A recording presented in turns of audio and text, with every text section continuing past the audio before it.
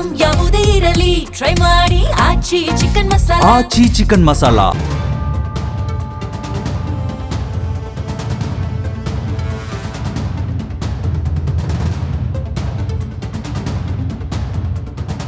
ಭಾರತೀಯ ರೈಲ್ವೆ ಉಗಿ ರೈಲುಗಳಿಂದ ಹೈಡ್ರೋಜನ್ ರೈಲುಗಳವರೆಗಿನ ಪ್ರಯಾಣವನ್ನ ಪೂರ್ಣಗೊಳಿಸಿದೆ. ಪ್ರಧಾನಿ ನರೇಂದ್ರ ಮೋದಿ ಈ ಐತಿಹಾಸಿಕ ಪ್ರಯಾಣಕ್ಕೆ ಚಾಲನೆ ಕೊಟ್ಟಿದ್ದಾರೆ. ರೈಲ್ವೆ ತಂತ್ರಜ್ಞಾನವನ್ನ ಹೊಸ ಎತ್ತರಕ್ಕೆ ಕೊಂಡೊಯ್ದಿದ್ದಾರೆ. ಶಬ್ದ ಮತ್ತು ಹೊಗೆ ಇಲ್ಲದ ಈ ತಂತ್ರಜ್ಞಾನ ಭವಿಷ್ಯದ ತಂತ್ರಜ್ಞಾನವಾಗಿದೆ. ಭಾರತದಲ್ಲಿ ಜಿನ್ನಿಂದ ಸೋನಿಪತ್ವರೆಗೆ ಹೈಡ್ರೋಜನ್ ರೈಲು ಚಲಿಸಲಿದೆ. ಅಷ್ಟಕ್ಕೂ ಹೈಡ್ರೋಜನ್ ರೈಲು ಅಂದ್ರೇನು? ಅದರ ವಿಶೇಷ ವೈಶಿಷ್ಟ್ಯಗಳೇನು? ವಂದೇ ಭಾರತ್ಗಿಂತ ಇದು ತಾಂತ್ರಿಕವಾಗಿ ಹೇಗೆ ಭಿನ್ನವಾಗಿದೆ? ಭವಿಷ್ಯದಲ್ಲಿ ಈ ರೈಲು ವಂದೇ ಭಾರತನ್ನ ಬದಲಾಯಿಸುತ್ತದೆಯೇ? ಎಲ್ಲವನ್ನ ತಿಳಿದುಕೊಳ್ಳೋಣ. ಹೈಡ್ರೋಜನ್ ರೈಲಿನ ವೈಶಿಷ್ಟ್ಯಗಳ ಕುರಿತು ನೋಡುವುದಾದ್ರೆ, ಇದು ಹೈಬ್ರಿಡ್ ಎಲೆಕ್ಟ್ರಿಕ್ ಕಾರಿನಂತೆ ಕಾರ್ಯನಿರ್ವಹಿಸುತ್ತೆ. ಇದು ಓಡುವಾಗಲೇ ಶುದ್ಧ ಶಕ್ತಿಯನ್ನ ಉತ್ಪಾದಿಸುತ್ತೆ. ಹೈ ಸ್ಪೀಡ್ ವಂದೇ ಭಾರತ್ ರೈಲುಗಳು ಪ್ರೀಮಿಯಂ ಮತ್ತು ವೇಗದ ಪ್ರಯಾಣಕ್ಕೆ ಹೊಸ ಅರ್ಥವನ್ನ ನೀಡಿದ್ರು. ರೈಲ್ವೆಗಳು ಸ್ಥಳೀಯ ಹೈಡ್ರೋಜನ್ ಇಂಧನ ಕೋಶ ರೈಲುಗಳ ರೂಪದಲ್ಲಿ ಹಳಿಗಳಿಗೆ ಸಂಪೂರ್ಣವಾಗಿ ವಿಭಿನ್ನ ತಂತ್ರಜ್ಞಾನವನ್ನ ಪರಿಚಯಿಸಿವೆ. ಆದರೆ ಇದು ಒಂದು ಪ್ರಮುಖ ಪ್ರಶ್ನೆಯನ್ನ ಹುಟ್ಟುಹಾಕತ್ತೆ. ರೈಲ್ವೆ ಇಲಾಖೆ ಮತ್ತೊಂದು ವಂದೇ ಭಾರತನ ನಿರ್ಮಿಸುವ ಬದಲು ಈ ಹೊಸ ಹೈಡ್ರೋಜನ್ ತಂತ್ರಜ್ಞಾನದಲ್ಲಿ ಸಮಯ ಹಾಗೂ ಹಣವನ್ನ ಯಾಕೆ ಹೂಡಿಕೆ ಮಾಡ್ತು ಎಂಬುದು. ಇದಕ್ಕೆ ಉತ್ತರ ವಿವಿಧ ವಲಯಗಳನ್ನು ಗುರಿಯಾಗಿಸುವುದು, ಮೂಲ ಸೌಕರ್ಯ ಸವಾಲುಗಳನ್ನು ಪರಿಹರಿಸುವುದು, ಇಂಗಾಲ ತಟಸ್ಥ ಮತ್ತು ಮಾಲಿನ್ಯ ಮುಕ್ತವಾಗುವುದು ಎಂಬುದಾಗಿದೆ.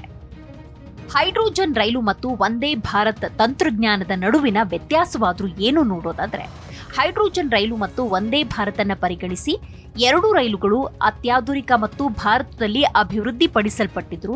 ಅವುಗಳ ತಂತ್ರಜ್ಞಾನ ಮತ್ತು ಉದ್ದೇಶ ಸಂಪೂರ್ಣವಾಗಿ ವಿಭಿನ್ನ. ವಂದೇ ಭಾರತ್ ಒಂದು ವಿದ್ಯುತ್ ಬಹು ಘಟಕವಾಗಿದ್ದು, ಇದು ಹಳಿಗಳ ಮೇಲೆ ಸ್ಥಾಪಿಸಲಾದ ವಿದ್ಯುತ್ ಕೇಬಲ್ಗಳನ್ನ ಸಂಪೂರ್ಣವಾಗಿ ಅವಲಂಬಿಸಿದೆ.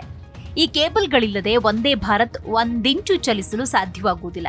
ಇದಕ್ಕೆ ವ್ಯತಿರಿಕ್ತವಾಗಿ ಹೈಡ್ರೋಜನ್ ರೈಲು ಹಳಿಗಳ ಮೇಲೆ ಚಲಿಸುವ ಮೊಬೈಲ್ ವಿದ್ಯುತ್ ಸ್ಥಾವರವಾಗಿದೆ. ಇದು ತನ್ನದೇ ಆದ ವ್ಯವಸ್ಥೆಯೊಳಗೆ ಹೈಡ್ರೋಜನ್ನಿಂದ ವಿದ್ಯುತ್ ಉತ್ಪಾದಿಸುತ್ತೆ. ಆದ್ದರಿಂದ ಇದಕ್ಕೆ ಯಾವುದೇ ಓವರ್ ಹೆಡ್ ವಿದ್ಯುತ್ ಕೇಬಲ್ಗಳು ಅಗತ್ಯ ಇಲ್ಲ.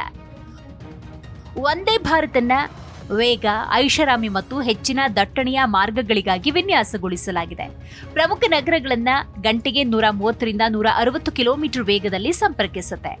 ಮತ್ತೊಂದು ಕಡೆ ಹೈಡ್ರೋಜನ್ ರೈಲು ಸುಸ್ಥಿರತೆ ಅಂದರೆ ಪರಿಸರ ಸಂರಕ್ಷಣೆ ಮತ್ತು ಪ್ರಾದೇಶಿಕ ಸಂಪರ್ಕವನ್ನ ಗುರಿಯಾಗಿಸಿಕೊಂಡಿದೆ. ಇದು ಆರಂಭದಲ್ಲಿ ಗಂಟೆಗೆ 75 ಕಿಲೋಮೀಟರ್ ವೇಗದಲ್ಲಿ ಚಲಿಸುತ್ತೆ. ವಿದ್ಯುತ್ ಮಾರ್ಗಗಳನ್ನ ಹಾಕಲಾಗದ ಮಾರ್ಗಗಳಿಂದ ಡೀಸೆಲ್ ಎಂಜಿನ್ಗಳನ್ನ ತೆಗೆದುಹಾಕುವುದು ಇದರ ಪ್ರಾಥಮಿಕ ಕಾರ್ಯ. ಇನ್ನು ಭಾರತೀಯ ರೈಲ್ವೆ ತನ್ನ ಪ್ರಮುಖ ಬ್ರಾಡ್ಗೇಜ್ ಜಾಲದ ಸುಮಾರು 99% ವಿದ್ಯುದೀಕರಿಸಿದೆ. ಆದರೆ ಪರ್ವತ ಮಾರ್ಗಗಳು ಮತ್ತು ಐತಿಹಾಸಿಕ ಪರಂಪರೆಯ ಮಾರ್ಗಗಳಂತಹ ಕೆಲವು ಹೆಚ್ಚು ಸೂಕ್ಷ್ಮ ಪ್ರದೇಶಗಳು ಇನ್ನೂ ಮುಟ್ಟಲ್ಪಟ್ಟಿಲ್ಲ. ಹೈಡ್ರೋಜನ್ ರೈಲುಗಳನ್ನು ವಿದ್ಯುದೀಕರಿಸದ ಮತ್ತು ಪರಂಪರೆಯ ಮಾರ್ಗಗಳಿಗೆ ಉತ್ತಮ ಆಯ್ಕೆ ಎಂದು ಪರಿಗಣಿಸಲಾಗಿದೆ. ಕಲ್ಕಾ ಶಿಮ್ಲಾ ರೈಲ್ವೆ, ನೀಲಗಿರಿ ಪರ್ವತಗಳು, ಡಾರ್ಜಿಲಿಂಗ್ ಹಿಮಾಲಯನ್ ರೈಲ್ವೆಯಂತಹ ಸುಂದರವಾದ ಮತ್ತು ಐತಿಹಾಸಿಕ ಮಾರ್ಗಗಳಲ್ಲಿ ದೊಡ್ಡ ವಿದ್ಯುತ್ ಕಂಬಗಳು ಮತ್ತು ಹೈ ವೋಲ್ಟೇಜ್ ತಂತಿಗಳನ್ನು ಅಳವಡಿಸುವುದರಿಂದ ನೈಸರ್ಗಿಕ ಸೌಂದರ್ಯ ಮತ್ತು ಪರಿಸರವನ್ನ ನಾಶ ಮಾಡಿದಂತಾಗುತ್ತೆ. ಇನ್ನು ಈ ಮಾರ್ಗಗಳು ಪ್ರಸ್ತುತ ಹಳೆಯ ಡೀಸೆಲ್ ಎಂಜಿನ್ಗಳನ್ನು ನಿರ್ವಹಿಸುತ್ತೆ. ಅವು ದೊಡ್ಡ ಪ್ರಮಾಣದ ಇಂಗಾಲದ ಡೈಆಕ್ಸೈಡ್, ಹಾನಿಕಾರಕ ಹೊಗೆ, ದೊಡ್ಡ ಶಬ್ದವನ್ನ ಉತ್ಪಾದಿಸುತ್ತೆ. ಹಾಗಾದ್ರೆ ಹೈಡ್ರೋಜನ್ನೇ ಯಾಕೆ ಪರಿಹಾರ ನೋಡೋದಾದ್ರೆ, ಹೈಡ್ರೋಜನ್ ರೈಲುಗಳು ಪರಿಪೂರ್ಣವಾಗಿ ಹೊಂದಿಕೊಳ್ತವೆ. ವಿದ್ಯುತ್ ಮಾರ್ಗಗಳನ್ನ ಹಾಕದೆ, ಕಾಡುಗಳನ್ನ ನಾಶ ಮಾಡದೆ ಈ ಡೀಸೆಲ್ ರೈಲುಗಳನ್ನ ಹೈಡ್ರೋಜನ್ ರೈಲುಗಳೊಂದಿಗೆ ಬದಲಾಯಿಸುವುದರಿಂದ ಈ ಪರಿಸರ ಸೂಕ್ಷ್ಮ ವಲಯಗಳನ್ನ ಹಸಿರು ವಲಯಗಳಾಗಿ ಪರಿವರ್ತಿಸಬಹುದು. ಅವುಗಳನ್ನ 100% ಮಾಲಿನ್ಯ ಮುಕ್ತಗೊಳಿಸಬಹುದು. ವಂದೇ ಭಾರತ್ ಮತ್ತು ಹೈಡ್ರೋಜನ್ ರೈಲುಗಳು, ಈ ಎರಡೂ ರೈಲುಗಳು ವಿಶಿಷ್ಟ ಗುಣಲಕ್ಷಣಗಳನ್ನು ಹೊಂದಿವೆ.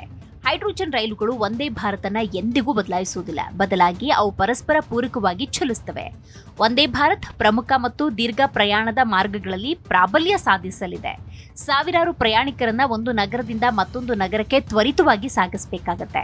ಇದಕ್ಕೆ ಗಮನಾರ್ಹ ಪ್ರಮಾಣದ ನಿರಂತರ ವಿದ್ಯುತ್ ಅಗತ್ಯ ಇದೆ.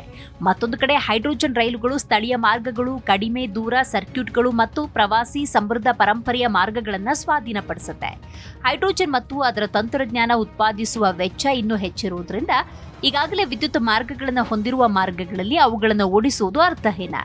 ಇದು ರೈಲ್ವೆಯ ದ್ವಿಮುಖ ತಂತ್ರವಾಗಿದ್ದು ಒಂದೇ ಭಾರತ ವೇಗವನ್ನ ಕಾಯ್ದುಕೊಳ್ಳುತ್ತೆ ಮತ್ತು ಹೈಡ್ರೋಜನ್ ರೈಲುಗಳು ಪರಿಸರವನ್ನ ಉಳಿಸುತ್ತೆ.